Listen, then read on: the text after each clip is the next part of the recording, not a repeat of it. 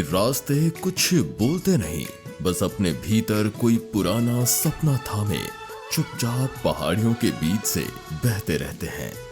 पतरातू की घाटियां भी कुछ ऐसी ही है, धुंध में भीगी हुई, हरियाली की ओट में सजी और दूर दूर तक फैली एक धीमी और सौंधी महक से सराबोर। इन टेढ़े मेढ़े मोड़ों से उतरते हुए जब पांव पल भर को थमते हैं तो सामने झलमिलाती है एक डैम। नीली अपनी ही गहराइयों में डूबी हुई उसी डैम की गोद में खामोशी से उगा है गांव हरिहरपुर।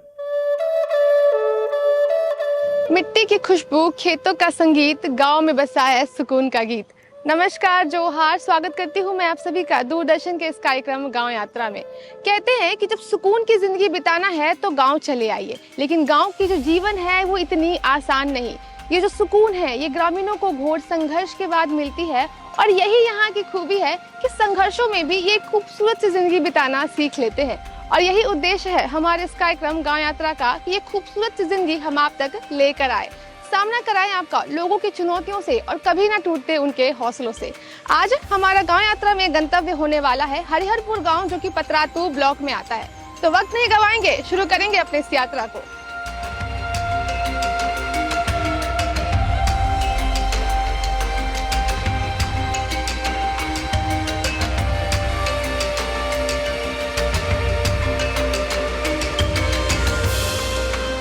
पतरातू की खूबसूरत घाटियों से होते हुए और कुदरत के इस करिश्मे को देखते हुए अब हम प्रवेश करने वाले हैं हरिहरपुर गांव में। तो बस आप इसी तरह बने रहिए हमारे साथ और आनंद लीजिए इस यात्रा का।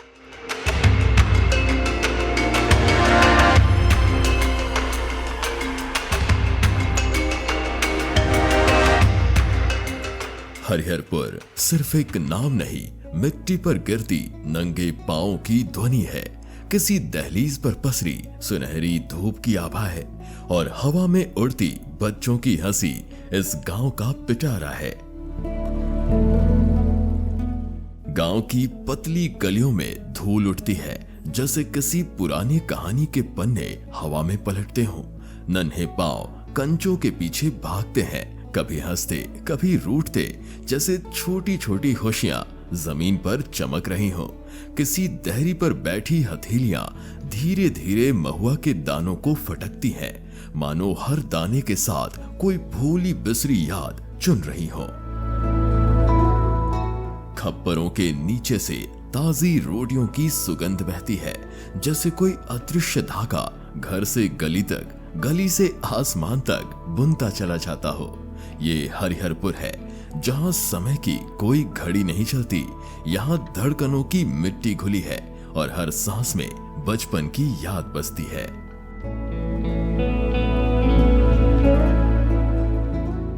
धूल भरी पगडंडियों पर बसा ये गांव, जहां हर आंगन में बकरियों की घंटी किसी धुन सी गूंजती है। यहाँ पशुपालन केवल आजीविका का साधन नहीं, बल्कि पीढ़ियों से बहती जीवन धारा है। अधिकांश ग्रामीण अपने सीमित साधनों के बीच बकरियां पालते हैं, परंतु उचित आश्रय के अभाव में ये निरीह प्राणी मौसम की मार सहते हैं। जाड़े की ठंडी हवा से लेकर गर्मी की तपिश तक यदि सरकार द्वारा ठोस और टिकाऊ पशु आश्रय उपलब्ध कराए जाएं, तो न केवल इन जानवरों का स्वास्थ्य सुधरेगा, बल्कि गांव की आर्थिक रीढ़ भी और सुदृढ़ होगी। हम लोग एक सामूहिक परिवार में रहते हैं, जिसमें बकरी पालन एक हमारा व्यवसायिक कार्य है, जिससे हमारे घर की आर्थिक स्थिति सुचारू रूप से चलती है। अभी हमारे पास 42 बकरी है। हमारी आर्थिक स्थिति में सुधार आई है, जिसकी वजह से बच्चे लोग को स्कूल तरह तरह की मतलब एक निजी स्तर में बदलाव आया है पहले के मुकाबले। अब से एक बकरी पे मिल जाता है 4 से 5 हज़ार नॉर्मली। शेड हम लोग को नहीं मिला है, सरकारी सुविधा हम लोग अपने घर में ही रखते हैं एक जगह में, जिसके वजह से रखने में थोड़ी तकलीफ है।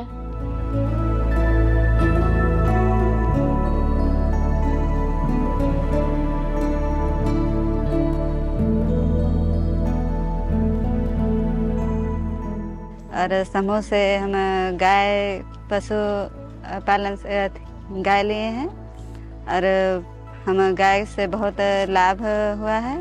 मेरा गाय का गोबर से खेत में डालते हैं, खेती उपजाते हैं, हरा भरा रहता है और गोबर से जलावन के लिए भी काम आता है और दूध भी बेचते हैं, बच्चा सबको भी पिलाते हैं। दूध बच्चा सबका सेहत भी बढ़ता है दूध पिलाने से। गाय से बहुत ही लाभ होता है। सरकार तरफ से गाय शेड भी मिला है और गाय से बहुत ही लाभ होता है। मेरा दूध बेचते हैं तो बच्चा सबको पढ़ाने लिखाने बचत करने। हरिहरपुर का हर परिवार लगभग पशुपालन से जुड़ा हुआ है, चाहे वो बकरी पालन हो, गाय पालन या फिर मुर्गी पालन। लेकिन एक जो समस्या यहाँ देखने को मिली है वो ये कि बकरियों को रखने के लिए यहाँ पे शेड नहीं है। ग्रामीण जिस घर में रह रहे हैं वहीं पर वो अपनी बकरियों को भी रख रहे हैं। अगर सरकार द्वारा इन्हें शेड दिया जाए तो ये और भी बड़े स्तर पर बकरी पालन कर पाएंगे और बकरियों की जो स्वास्थ्य है उसमें भी सुधार आ पाएगा। इस गांव की जमीन में मेहनत के बीज बोए जाते हैं, जहां किसान जैविक व मिश्रित खेती की परंपरा को जीवंत रखते हैं। प्याज की सौंधी खुशबू, गेहूं की सुनहरी लहरें, भिंडी की कोमल शाखाएं और गाजर की रक्तिम जड़ें सब मिलकर एक अनूठा दृश्य रचती हैं।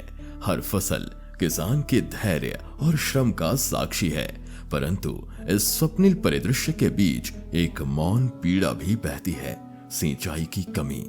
एक और दूर क्षितिज पर बना बांध झील की तरह चमकता है तो दूसरी ओर गांव की ऊंचाई उस जीवनदायिनी जलधारा को छूने से वंचित रखती है। खेती वेती थोड़ा बहुत लगाते हैं। सरकार तो उतना कोई साधन हम लोग को देती नहीं है। जो मतलब अपने से कुछ कुछ कर लेते हैं और वही सी में रोजी रोटी चलाते हैं हम लोग। थोड़ा बहुत सब्जी लगा लिए, थोड़ा बहुत गेहूँ लगा लेते हैं, धान थोड़ा बहुत लगा लेते हैं।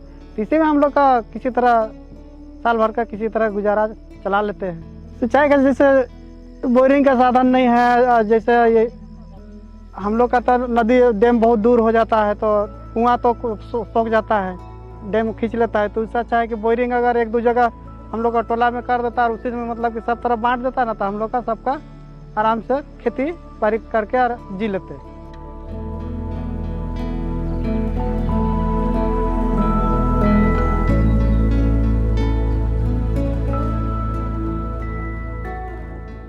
जल आपूर्ति की ये बाधा गांव के किसानों की निरंतरता और उत्पादन क्षमता को गहराई से प्रभावित करती है। यदि इस ऊंचाई के अंतर को पाटने के उपाय किए जाएं, यदि जल अपने स्वाभाविक प्रवाह में इन खेतों तक पहुंच सके तो ये धरती 12 मासी हरितिमा से भर सकती है। मेहनतकश हाथों को तब वह संबल मिलेगा जिसकी उन्हें बरसों से प्रतीक्षा है और गांव की मिट्टी जो अब तक प्यास से तप रही है नमी से महक उठेगी। और खेती बाड़ी करते हैं, प्याज लगाते हैं, गोभी, गेहूं, मिर्चा, टमाटर, सब कुछ उसी से जीना रोटी चलाते हैं, अपना बाल बच्चा पोसते हैं। और अभी टमाटर उमाटर लगा रहे हैं रौदारी वाला, सबको बाजार लेके और बेचते हैं। राशन उसन भी लाते हैं, घटता है उस टाइम जो भी खर्चा होता है उसी से हम लोग निकाल लेते हैं। गर्मी के टाइम में पूरा सूख जाता है, उस टाइम फरने वाला भी नहीं फरता है, पूंजी भी घाटा हो जाता है। अभी इतना पूंजी लगा रहे हैं, पानी नहीं पूरेगा तो अपना मेरा नुकसान हो जाता है। अगर सरकार मदद देगा तो और हम लोग बढ़ेंगे और खेती लगाएंगे, बोरिंग वोरिंग कुछ भी देगा तो। मनरेगा योजना के तहत गांव के मेहनती किसानों ने 3 साल पहले वितरित किए गए आम के पौधों से छोटे स्तर पर बागवानी की शुरुआत की थी। आज वो समय आया है जब उन पौधों से पहले फल की उम्मीदें ताजा हो रही हैं और वृक्षों पर जो आम खिल रहे हैं उनकी गुणवत्ता आशाजनक है। लेकिन इन आमों के साथ एक अनकहा संघर्ष भी जुड़ा है। जल संसाधनों की कमी, पर्याप्त पानी न मिलने के कारण बागों में अंतर्वर्ती खेती की योजना अधूरी रह गई है, जो न केवल भूमि का बेहतर उपयोग कर सकती थी बल्कि अतिरिक्त आय का स्रोत भी बन सकती थी। और मेरा ये बागवानी है, मनरेगा के ओर से मिला है और ये 3 साल लगाया हुआ हो गया है। अभी फलने के लिए ये मंजर को हम लोग नहीं तोड़े हैं। इस बार आम आएगा, बड़ा होगा तो हम लोग खाएंगे भी और बेचेंगे भी। मतलब फलेगा तो हम लोग को लाभ ही ना होगा। जब ज़्यादा फल देगा तो हम लोग को खाएंगे भी और उसको बेच भी सकते हैं। हाँ, पानी का यहाँ बहुत समस्या है। पानी का कमी रहने से हम लोग का ये पेड़ भी सूख गया है, पेड़ में पानी नहीं पड़ रहा है। और यहाँ फल होता तो वहाँ नीचे हम लोग सिंचाई कर सकते थे, आलू भी लगा सकते हैं, बैगन भी लगा सकते हैं, टमाटर भी लगा सकते हैं, मिर्चा भी लगा सकते थे। हम अभी है इस गांव के आम बागान में, जो पहले एक बंजर ज़मीन हुआ करती थी। अभी आप मेरे पीछे देख सकते हैं कि आम के छोटे छोटे पौधे लगे हुए हैं। इस साल मंजर भी अच्छा आया है और लोगों को उम्मीद है कि मीठे फल भी आएंगे, जिससे उनको अच्छा मुनाफा होगा। एक जो समस्या यहाँ पर है वो है सिंचाई की। अगर डोबा, तालाब या सोलर पंप का निर्माण कर दिया जाए तो बागान के बीच में जो खाली पड़ी ज़मीन है, इस पे ग्रामीण कुछ साग सब्जियाँ उगा पाएंगे और अपनी आजीविका को और बेहतर कर पाएंगे। दीदी बाड़ी योजना ने इस गांव की महिलाओं के जीवन में एक नई रोशनी और दिशा दी है। ये योजना जो इनके हाथों में बीज देकर इन्हें आत्मनिर्भरता की ओर प्रेरित करती है, अब एक आंदोलन बन चुकी है। हरे मूंग, लहसुन, प्याज, बैंगन और अनार, अमरूद, लीची, केला, इन जैसे पोषण से भरपूर फल और सब्जियां अब इन महिलाओं के बगीचों में हरे भरे ख्वाबों की तरह उग रही हैं।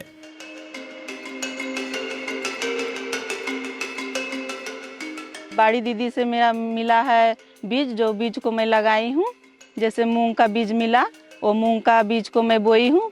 बोने के बाद ये छोटा छोटा पौधा जो है ये निकल गया है। उसके बाद मैं प्याज लगाई हूँ, प्याज लगाने लहसुन भी लगाई हूँ। और मैं बाड़ी दीदी का उसको मैं अपना खेती बाड़ी कर रही हूँ। और बगल में साथ में जो ज़मीन है उसमें मैं लगाई हूँ अनार है, मेरा लीची है, केला है, अमरूद है और आम भी मैं लगाई हूँ। इससे जो फल हमको मिलती है उस फल को मैं खाती हूँ और अपने घर में पौष्टिक आहार बच्चों को खिलाती हूँ, जिससे मुझे ये दवा डाला हुआ रहता है उसे वो चीज़ हमको नहीं मिलता है। और इससे अपने से जो मैं उपजाती हूँ उसको अच्छी तरह से पौष्टिक आहार को घर में मैं सेवन करती हूँ।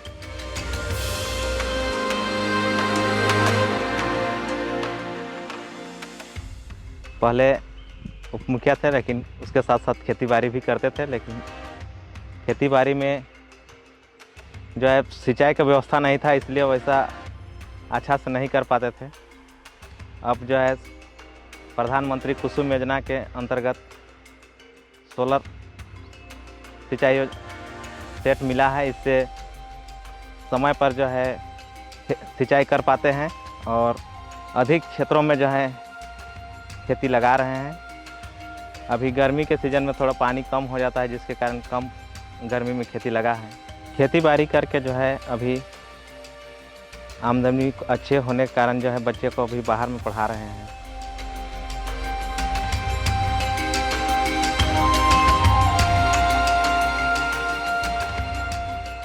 हमारा राज्य एक पठारी इलाका है, जिस वजह से यहाँ पे जल का संचय करना मुश्किल हो जाता है। कई सारे ऐसे किसान हैं जो अधिकतम बरसात के मौसम में ही खेती करना पसंद करते हैं। हालांकि इस हरिहरपुर गांव में डैम का निर्माण किया हुआ है, लेकिन अब विडंबना देखिए कि खेतों की सिंचाई के लिए लोगों को अभी भी संघर्ष करना पड़ रहा है। अगर सरकार द्वारा यहाँ पे डीप बोरिंग करवा दिया जाए तो यहाँ के किसान और सुचारू रूप से साल भर खेती कर पाएंगे। अबुआ आवास योजना ने इस गांव के परिदृश्य को गहराई से प्रभावित किया है। अब गांव की सड़कों पर चलते हुए नजरें उन नए घरों पर टिक जाती है जो मिट्टी और ईंटों से नहीं बल्कि उम्मीद और मेहनत से बने हैं। कई परिवार अब इन नवनिर्मित घरों में बस गए हैं, जहां न केवल 4 दीवारें बल्कि एक नई जिंदगी की शुरुआत हो रही है। इन घरों के खड़े होने से गांव में एक स्थिरता का एहसास होता है, जैसे हर घर अपने भीतर एक कहानी छुपाए हुए है। और ये प्रक्रिया यहीं खत्म नहीं होती, निर्माण कार्य अभी भी जारी है। ये दिखाता है कि ये योजना एक स्थायी और निरंतर प्रयास है जो समुदाय के आवासीय आवश्यकताओं को पूरा करने में लगातार समर्पित है। मेरा अब घर नहीं था, मेरा घर मिला है, हम बना रहे हैं। पहले मिट्टी का घर था, पहले बहुत पानी चुता था पूरा, और ठंडा के दिन में ठंडा लगता था और गर्मी के दिन में भी गर्मी लगता था। अब वो आवास आया है तो बना रहे हैं। 2 रूम है, एक किचन है और एक हॉल बरामदा है। हाँ, फायदा हो रहा है। सरकार से भी अनुरोध है कि और से अधिक आवास मिले। इस गांव की महिलाएं केवल अपने घरों की चौखट तक सीमित नहीं रहीं। आज वे सामूहिक समूहों की धुरी बन चुकी हैं, जहां बैठकों की मिट्टी में इनके सपनों की खुशबू रची बसी है। ऋण के सहारे वह अपने छोटे बड़े सपनों को आकार देती हैं, कभी घर की जरूरतों के लिए तो कभी पूरे गांव के भले के लिए। चौपालों पर खुले मन से घरेलू चिंताओं से लेकर गांव के विकास तक के मुद्दे उठते हैं और इन चर्चाओं में इनकी आवाज एक निर्णायक भूमिका निभाती है। हर झुंड, हर समूह में ऋण का सहारा लेकर ये महिलाएं अपने छोटे छोटे कारोबारों को सींचती हैं और पूरे गांव की रगों में नई आशाओं का संचार करती हैं। सब महिला समूह ने हम लोग 10-10 रुपया करके बचत करते हैं और वे बचत करते हुए सब अपने छोटे छोटे कार्यों को करते हैं। जैसे खेती बाड़ी हुआ, खेती बाड़ी में हम लोग समूह से ही लेन देन करके धान लगाते हैं, गेहूं लगाते हैं, प्याज लगाते हैं, आलू लगाते हैं, गोभी लगाते हैं। इस तरह करके हर सब्जियों की उत्पादन करते हैं और अच्छी रेट में हम लोग बेचते हैं।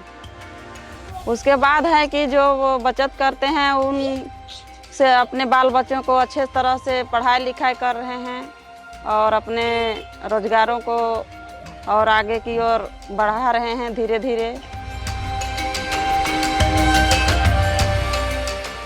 सबका जो है घर का दुख सुख वो भी आता है और उसको हम लोग सामना भी करते हैं और दरुआ हांडी को भी छोड़ा रहे हैं। जैसे किसी का पति पीता है तो उसको घर में जाके हम लोग बोलते हैं कि नहीं पिए, पढ़ाई लिखाई करवाइए, पैसा को बचत कीजिए, कह करके अपने बच्चे को भविष्य बनाइए और अच्छे घर में शादी ब्याह करवाइए, पढ़ाई लिखाई करवाइए, डॉक्टर इंजीनियर बनवाइए। इस तरह का हम लोग सब महिला समूह ने, सभी दीदी ने मिलकर चर्चा करते हैं। ऋण लिए हैं हम महिला समूह से, जैसे खेती बाड़ी ने हम लगाए हैं सब पैसा, पानी उनी कर सब विस्तार भी कर लिए हैं हम ऋण लेके। सब हरा हरा सब्जी गोभी लगाते हैं, बैंगन लगाते हैं, प्याज लगाते हैं और उसका बाद में अगर घर में भी दुख सुख हो गया, बुखार उखार, तो फिर समूह दीदी से जाते हैं, पैसा मांगते हैं। सब दीदी लोग पैसा दे देते हैं। हम समूह दीदी सब हमको आगे बढ़ा रहे हैं, दे के सब जब भी कर्जा लेते हैं तो झट के हम जाते हैं दीदी जी के पास। उसके बाद दीदी सब दे रहे हैं हमको पैसा और खेती बाड़ी कर रहे हैं, आगे बढ़ रहे हैं हम दीदी लोग से पैसा ले लेके।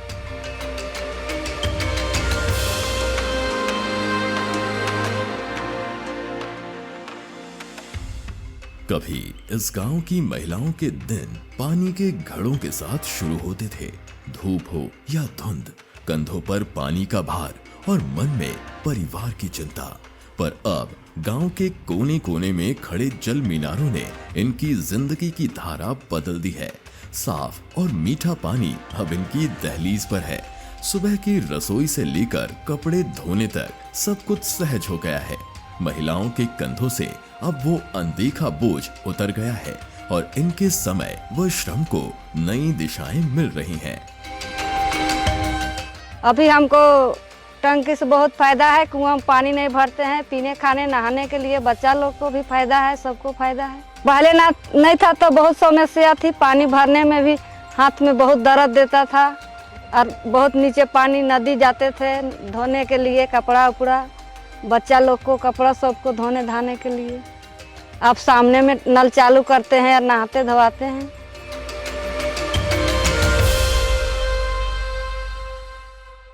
इस गांव की गलियों ने अब विकास की रोशनी ओढ़ ली है। सौर ऊर्जा से दमकते स्ट्रीट लाइटों ने अंधेरों को पीछे छोड़ दिया है।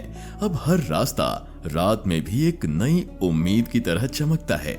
चुनिंदा इलाकों में बिछे पावर ब्लॉक्स ने धूल और कीचड़ की कहानी को बदल डाला है और बारिश के दिनों में बनाई गई नालियां गांव के जीवन को पहले से कहीं अधिक सुव्यवस्थित कर रही हैं। इन छोटे छोटे बदलावों ने मिलकर गांव के स्वप्निल भविष्य की आधारशिला रखी है, जहां हर कदम पर सुविधा, स्वच्छता और सम्मान की एक नई बयार महसूस होती है। मिट्टी की सौंधी जमीन पर अब विकास की नर्म आहटें साफ सुनाई पड़ती हैं। जो मेरा रोड में पानी आता था वो नाली का निर्माण मुखिया द्वारा हुआ है। उस मुखिया द्वारा के नाली से हम लोग का कीचड़ से बचित हो रहा है। हम लोग कीचड़ में नहीं चलते हैं, नहीं तो पहले बहुत सारा कीचड़ रहता था और कीचड़ में हम लोग चलते थे, लेकिन नाली मुखिया द्वारा दिया गया है गीता देवी के द्वारा, उससे हम लोग नाली में कीचड़ नहीं चलते।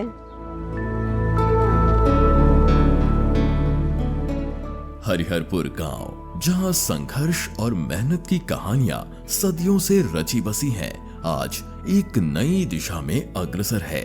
यहाँ के लोग, विशेषकर महिलाएं, अब सिर्फ अपने घरों के आंगन तक सीमित नहीं, बल्कि पूरे समुदाय के विकास में सक्रिय रूप से भाग ले रही हैं। कृषि से लेकर जल आपूर्ति, आवास निर्माण से लेकर सौर ऊर्जा के इस्तेमाल तक हर पहलू में गांव ने बदलाव की दिशा पकड़ी है। दीदी बाड़ी योजना, मनरेगा और अबुआ आवास योजना जैसी योजनाओं ने न सिर्फ जीवन स्तर को बेहतर बनाया है, बल्कि गांव में आत्मनिर्भरता और समृद्धि की नई लहर भी पैदा करती है। मैं जीत के आई तो सबसे पहले मैंने यहाँ देखा कि हमारे पंचायत में विकास कम है, तो इसीलिए मैंने सबसे पहले यहाँ अम्बेडकर आवास, जो विधवा लोग का आता है अम्बेडकर आवास, तो मैंने 10 वो योजना यहाँ लाई।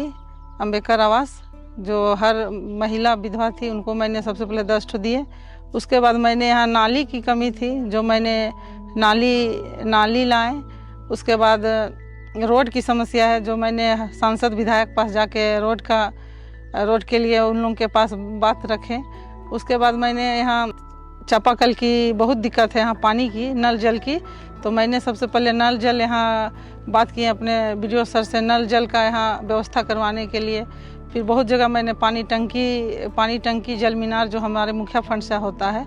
फिर मनरेगा से मैंने बकरी शेड, गाय शेड, फिर कुआं, आम बागवानी, जो आम बागवानी में काफ़ी लोगों का फ़ायदा होता है। आगे मेरा ही प्लान है कि जो हमें फंडिंग मिलती है, जो फंडिंग हमें बहुत कम दिया जाता है, तो हम सरकार से गुजारिश करेंगे कि हमें फंडिंग थोड़ा अधिक दिया जाए, जो इस और हम आगे अपने पंचायत को अच्छी तरह से विकास करें। जो यहाँ विकास की बहुत कमी है, जो हम लोग फंडिंग के वजह से हम लोग कुछ नहीं कर पाते हैं।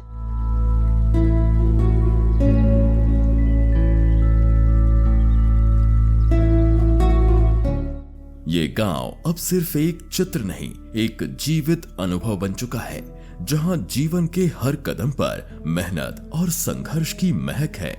ये हरिहरपुर है, एक गांव नहीं, बल्कि उम्मीदों, सपनों और संघर्षों की दास्तान, जो अब अपने आने वाले कल के लिए तैयार है। इन बदलावों की नींव यहाँ मिट्टी में पड़ी है और इसके फल अब धीरे धीरे साकार हो रहे हैं। पतरातू घाटी की तराइयों में बसा हुआ यह हरिहरपुर गांव वाकई आपके मन को सुकून दिलाने में पीछे नहीं हटेगा। और आज की जो हमारी यात्रा रही है वह भी बेहद खास और रोमांचक रही। हमने कई सारे क्षेत्रों में यहाँ कार्य होते हुए देखा, जैसे कि पशुपालन, वह भी बड़े स्तर पर किया जा रहा है, महिला समूह भी कार्यरत है, आम बागवानी भी हो रही है और कृषि भी यहाँ पे ठीक ठाक हालात में है। लेकिन जो सबसे बड़ी समस्या यहाँ पे देखने को मिली है वो है सिंचाई की। अगर इसका कुछ निदान निकल आए तो यहाँ के किसान और भी अच्छे तरीके से खेती कर पाएंगे। तो कुल मिलाकर इस गांव के बारे में मैं यही कहूंगी कि मुश्किलें हैं लेकिन हौसले उनसे भी बड़े हैं, अभाव है लेकिन सपनों की ऊंचाई उनसे भी ज्यादा है। हम उम्मीद करते हैं कि हम आज के इस कार्यक्रम द्वारा प्रशासन और अन्य संस्थानों का ध्यान इस गांव की ओर केंद्रित कर पाए होंगे। बस वक्त आ गया है आपसे विदा लेने का। हम फिर मिलेंगे आपसे गांव यात्रा के अगले अंक में। तब तक के लिए जोहार, नमस्कार।